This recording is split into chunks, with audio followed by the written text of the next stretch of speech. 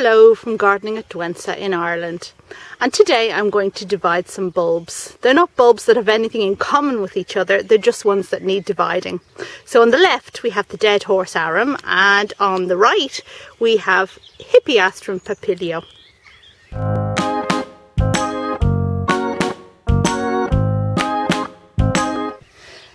Now these two bulbs couldn't be more different, in fact. The dead horse arum is from Corsica, so it's from Europe, and it's from our kind of climate. It's an absolute stinker. When this flowered a little while ago, the flower would knock you out. Absolutely disgraceful. But it has a wonderful, interesting spade that is really exotic looking and looks fantastic. So I'm going to divide this, take some of the bulbs off of it. And while this plant is from Corsica, the Hippeastrum on the right is an evergreen Hippeastrum from Brazil and very much more exotic and tropical places. And this also needs dividing. So, you know, just because it's Wednesday and I feel like it, that's what we're going to do. I've got various very technical tools at the ready here, including kitchen knives, and we'll see how it works out. Now both of these plants are in active growth. The Hippeastrum is an evergreen plant and this one has flowered recently and it's in active growth. I'm going to start off by trying the Hippeastrum because I think it's going to be cleaner than the dead horse arum in terms of dividing. Now we'll just move this over here where it's near to me.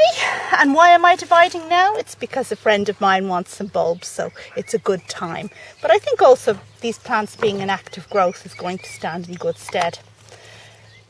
Now I'm just going to tip off the grit first.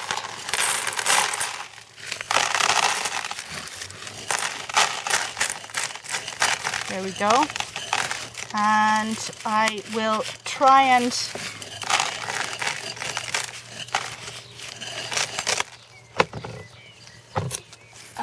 push this from below. I don't know if I can show. Just to kind of loosen it up a bit. Okay, so this plant is just coming straight out. Now, Hippeastrum papilio doesn't like being divided, so I hope the plant won't suffer too much as a result. As you can see, there's an extensive root system, so that's good. And as we can also see, here is the baby bulbil or offset which I want to divide. And I think if we look around here, there may actually be a second one, which is no harm because there's another friend who wouldn't mind one too. Okay, so what we're going to do is try and remove some soil so we can see what's actually going on here.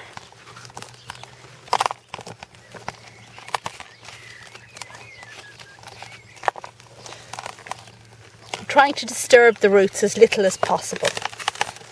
Now, if we can see here, you can see how this bulb is actually attached to the parent bulb.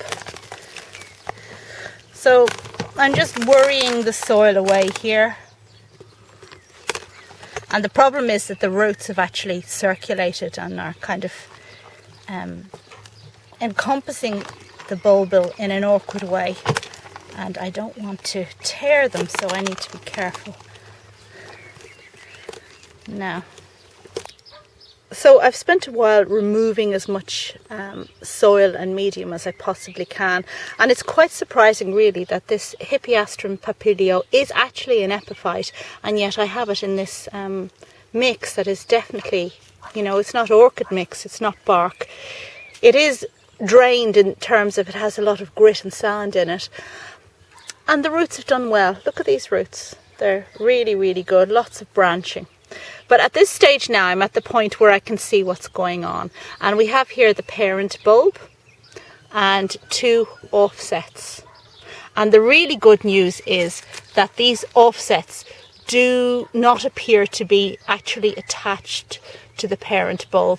Sometimes they can be attached and you need to remove them with a knife, but these aren't. So what I'm going to do is try and worry them off now, and hopefully the two baby bulbs will have some roots on them which I won't break. I'm going to start with this little small one first because it's already loose and I think it's going to be easier than the big one. Ah, look at that. Look at that. Isn't it wonderful when things happen so easily? Now, there is a root here that is entangled with the roots of the parent plant, so I will endeavour to remove it as carefully and as gingerly as I can.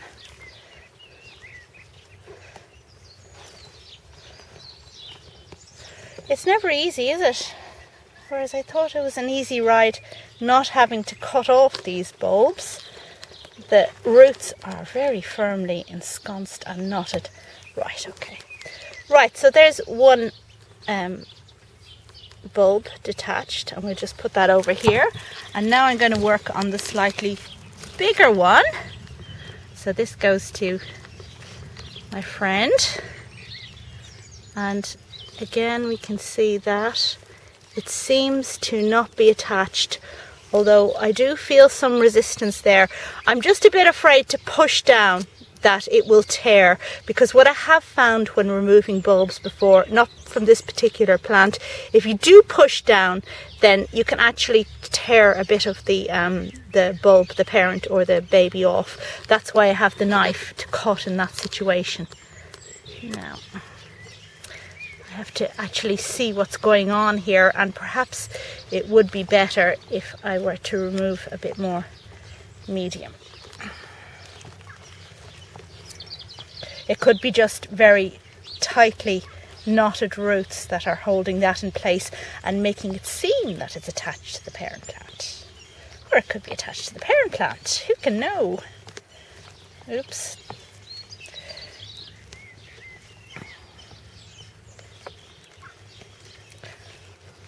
I know, this is very exciting stuff, isn't it? Right. It's like a giant onion, this bulb. Now, I think I'm making some progress.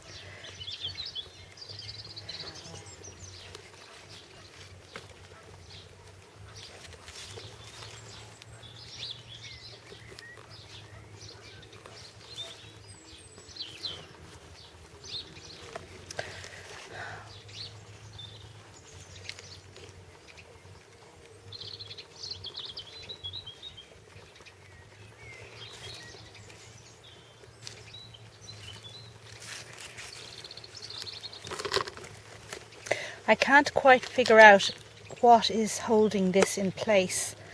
And as I said before, I don't want to just pull because we can do untold damage then. The trick with this, as with all planty things, is patience, patience, patience.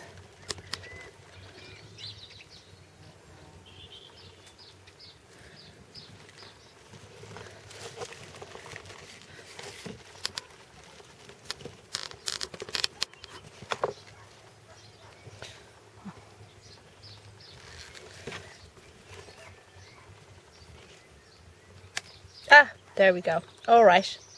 Now, this one actually was attached to the parent plant.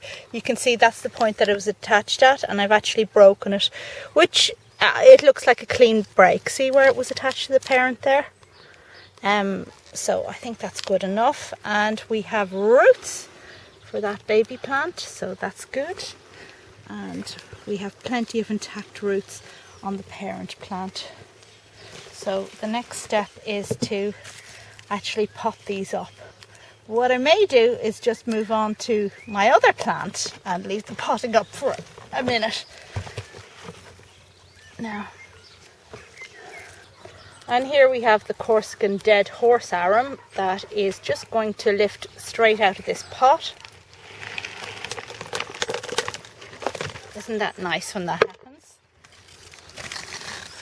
And I'm just removing the stake, and it would seem in this instance that there are two offsets, two bulbils, but we will find out as we investigate further. Well, this medium is easier to remove than the last one. Okay, right, so There is one offset. Isn't that very small? I expected something much more dramatic and big from such a plant. And I've never actually seen the bulbil on this one before because it was given to me as a potted plant. So yeah, I might as well take this one off as well while I'm at it. And again, that comes off quite easily and quite cleanly. There we go. There, we'll put them in a little pot by themselves. And then all I need to do, oh look, and there's another little one here, is just repot this clump and let them continue growing. For the Hippeastrum papilio, I'm using a mix which is compost, sand or horticultural grit, and I've added in a good amount of orchid bark just because this particular Hippeastrum is an epiphyte, others aren't. And if we move over here for the dead horse arum, I'm just using a well-drained compost, so with horticultural grit into it, because these are quite different plants. And the parent papilio is now going into its pot. I've put a bit of the mix at the bottom. This is a bulb that needs to sit proud of the mix. I'm putting it back into the same pot because in theory, you know, this has had some of itself removed, so it is smaller. So in theory, the old pot should be good enough. And just putting some of the mix around.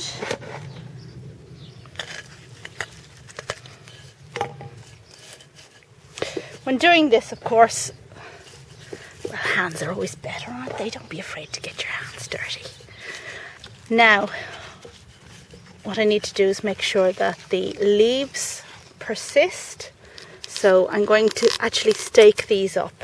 And here we go, putting back in the original stake and the original bits of string, which I cut, but should be, well, they should function. Now, the purpose of holding these leaves up is not for them to look pretty, but it's so that they don't get damaged and so that they will continue to feed the plant through the summer. And I'm going to put a link up above to care for this Hippeastrum papilio, a video which I made before and you may find useful if you're thinking of growing it.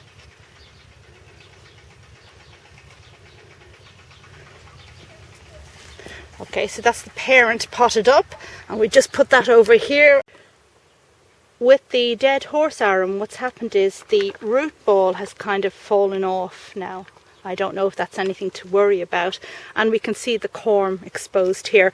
And as with all aroids, they tend to have the habit that the older corms kind of shrivel and they build another one on top. You see this with various other types of aroids. So I think that's just its growth habit. It still has a number of roots, so I hope it's going to be okay. Now the second mix, the other mix, I've put some in the pot.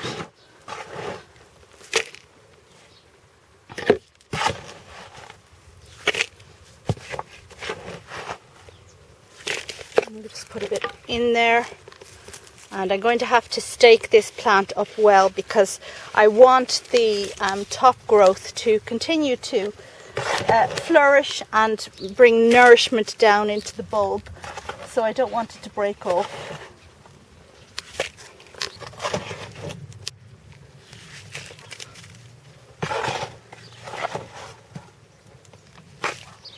And here we are covering up the roots on this terrestrial plant, and I'm just going to tie the green part of the plant into the stake to just hold it firm. I'm going to have to cut this and redo it. When doing this at home, never point a knife towards yourself. Okay.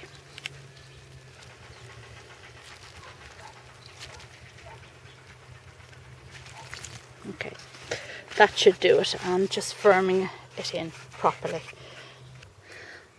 And the final step, of course, is to water them in well. So this was my video on dividing bulbs, dead horse arum and Hippeastrum papilio, and I'll put links above to care of Hippeastrum papilio, a video I made earlier, and the dead horse arum in flower.